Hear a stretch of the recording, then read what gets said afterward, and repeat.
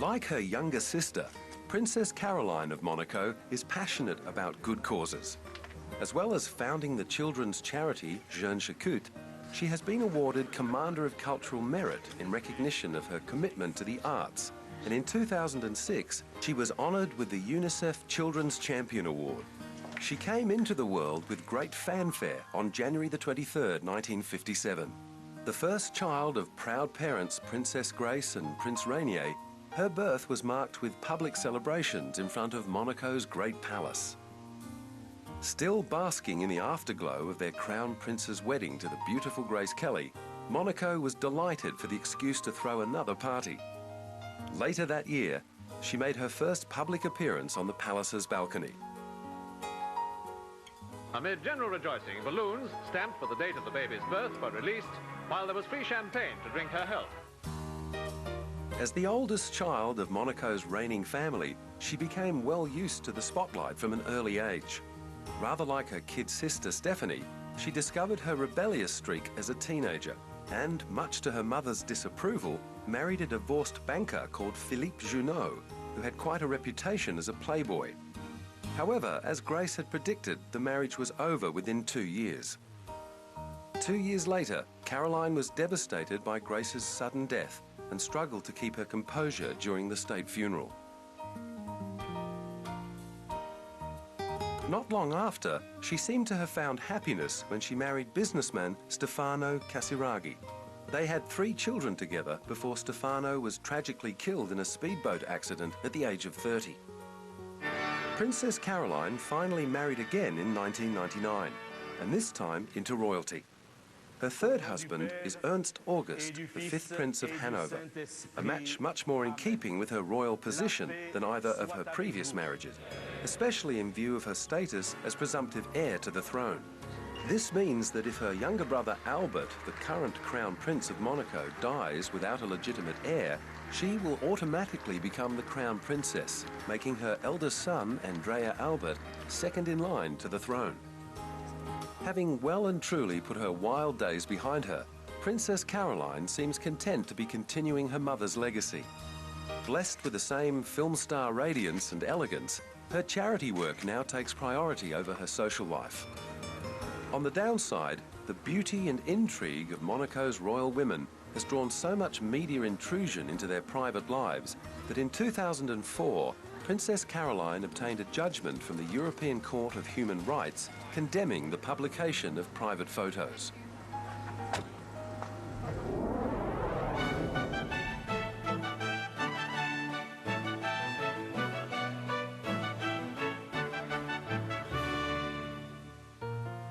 Perhaps Princess Caroline's move to protect her privacy was inspired by the experience of the late Diana, Princess of Wales, who sparked a passion so powerful within the media that they literally hounded her to death.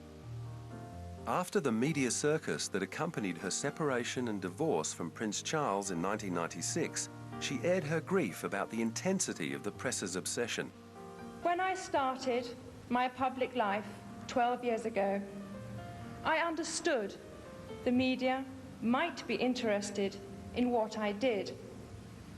I realized then their attention would inevitably focus on both our private and public lives. But I was not aware of how overwhelming that attention would become. No doubt she couldn't quite comprehend how such a shy and unremarkable young woman had managed to ignite a global obsession with her every move. Certainly, she did not possess the film star looks and poise of a Monaco princess, nor could she dazzle with the accomplishment and wit at the disposal of Princess Margaret. In fact, she often joked about her lack of aptitude at Riddlesworth Hall School, although by all accounts she was very happy there. I made many friends who I often see, and in spite of what Miss Fudge and my other teachers may have thought at the time, I did actually learn something. So you would never have known by my O-level results. Indeed, it may well have been Princess Diana's very lack of extraordinary recommendations that made her so accessible to the people in the street, who quickly crowned her their Queen of Hearts. The love affair with the People's Princess began back in 1980 when she was plain old Lady Diana Spencer, a 19-year-old nanny sharing a flat with friends in London who just happened to be dating the future King of England. Is there any possibility? Her relationship with the overzealous press got off to a tentative start with a shy smile and a nervous wave. How well are you coping with all the press attention? Well, as you can see, you can tell. Are you bearing up with it quite well, though? Because it must be quite a strain with all of us after you. Well, it is, naturally. And you're coping with it all right, though? You seem to be doing very well.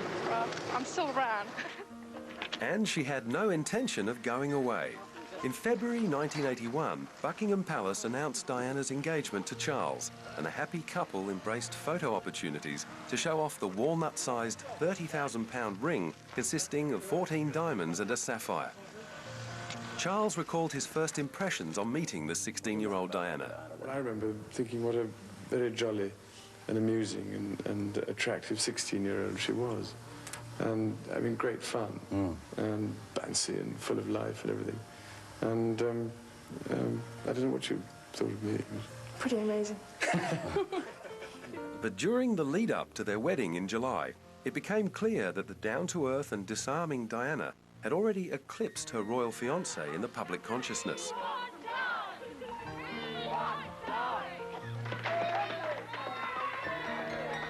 Her fresh-faced sincerity and sense of fun were overdue antidotes to the guarded, stiff upper lips of the monarchy. On the day of the royal wedding, people were chanting her name in the streets. The nation was given the day off, and crowds lined the streets to catch a glimpse of the fairy tale bride.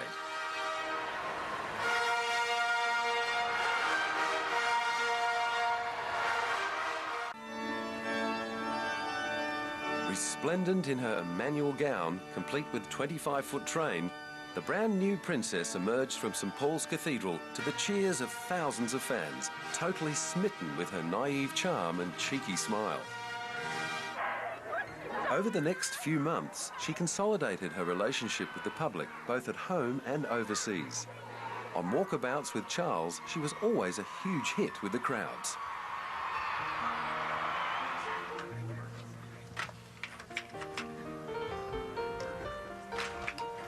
And in less than a year, she'd done her duty to the royal family by presenting it with a healthy heir to the throne. In her obvious affinity with children, the public found yet another reason to adore her.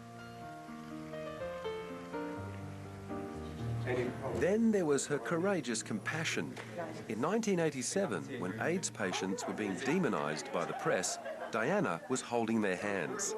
HIV does not make people dangerous to know, so you can shake their hands and give them a hug. Heaven knows they need it. Along with all the media proof of her tireless dedication to good causes and charity work, came stories that she also visited the sick in secret, begging nurses and patients not to let on to the press. With public opinion on her side, she went on to win even more hearts as reports emerged that Charles was carrying on an affair with his old sweetheart, Camilla Parker Bowles. While there were also plenty of stories of Diana's alleged infidelities, many magazines and tabloids chose to contend that she was merely acting out of loneliness. This line was bolstered by stories about her battles with bulimia and multiple suicide attempts. She was being stalked by telephoto lenses and media speculation. In an attempt to redress the balance, she approached biographer Andrew Morton to tell her side of the story, depicting Charles as a neglectful and unfaithful husband. After that, it was only a few short months and the odd awkward public appearance before Prime Minister John Major announced their separation. Even under the intense glare of the spotlight, she continued to use her public profile to raise awareness of issues that had been swept under the carpet by polite society for years. And she wasn't afraid to speak from her own agonizing experience. I have it on very good authority that the quest for perfection our society demands can leave the individual gasping for breath at every turn. This pressure inevitably extends into the way we look. Eating disorders, whether it be anorexia or bulimia, show how an individual can turn the nourishment of the body into a painful attack on themselves. Despite her pleas for privacy, the media's obsession with her continued, as did her own obsession with body image. Her increasingly frequent trips to the gym were always accompanied by a gaggle of photographers desperate to add fuel to one of the many rumours making the rounds about her private life. After her separation, the press had her linked with every man she came into contact with, from rugby captain Will Carling and singer Bryan Adams, to one Carlos I of Spain and John F. Kennedy Jr. And while she may have cut down on her public engagements, she certainly didn't abandon those causes that had always been close to her heart. In January 1997, these pictures of her visiting a landmine site in Angola were flashed around the world, bringing much-needed publicity to the issue of unexploded landmines in war-torn territories. 7 months later, she went on another visit to meet landmine survivors in Bosnia. For one last time, she managed to turn the relentless media pressure into a positive. Just days after the Bosnian trip, she lay dying in a dark tunnel in Paris, surrounded by the rapid-fire click of automatic cameras that had punctuated almost every waking moment of her adult life. Torn from her adoring public in the prime of life, she was guaranteed to continue her reign as the undisputed Queen of Hearts.